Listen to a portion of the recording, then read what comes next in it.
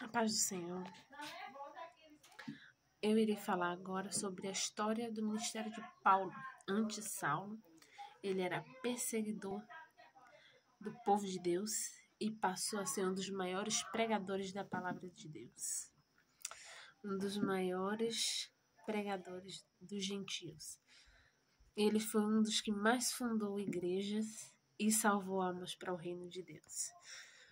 Nisso, Paulo também antes Saulo, consentiu no apedrejamento de Estevão.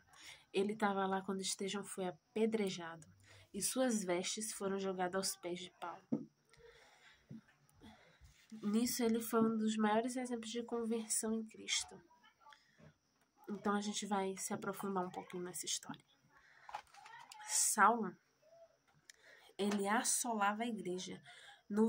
No capítulo 8 de Atos, a gente vê aqui, capítulo 8, versículo 3. Saulo, porém, assolava a igreja, entrando pelas casas e arrastando homens e mulheres, entregando-os à prisão. Nisso, ele perseguia o povo de Deus, e onde ele passava, os irmãos, eles temiam pelas suas vidas. Ele tinha essa fama de perseguidor, de inimigo do povo de Deus. Então, aqui a gente vai ver também, falando sobre a conversão dele no próximo capítulo. No capítulo de Atos 9, a gente já vê aqui. E Saulo, no capítulo 9, versículo 1, Saulo, respirando ainda ameaças e morte contra os discípulos do Senhor, dirigiu-se ao sumo sacerdote e pediu-lhes cartas para Damasco, para as sinagogas, a fim de que se encontrasse alguns daquela seita, quer homens ou mulheres, os conduzisse presos a Jerusalém.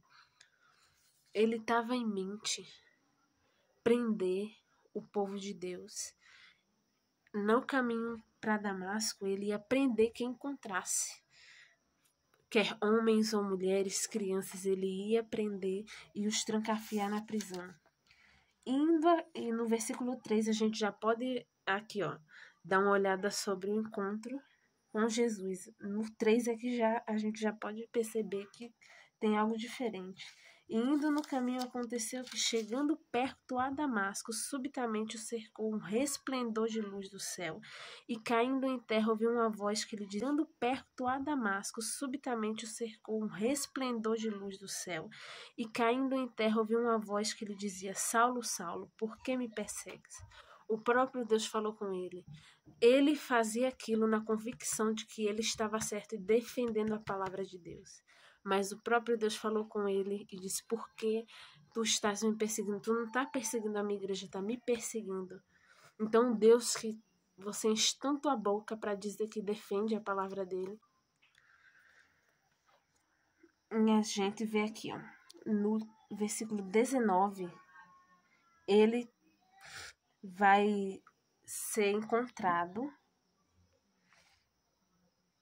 depois de 3 dias cego. Ele não comeu, não bebeu. E aqui, no capítulo 19, a gente vê, o perseguidor torna-se perseguido. Depois de 3 dias sem ver, sem comer e sem beber, Paulo, ele encontra Ananias, e Deus já tinha dado a visão a ele. O que os discípulos passaram 3 anos para aprender com Jesus, para conhecer Jesus. Paulo, com 3 dias, ele já fez jejum. Ele já tinha tido uma visão. Então, ele estava realmente convertido. Ele realmente já estava com o Espírito Santo na sua vida.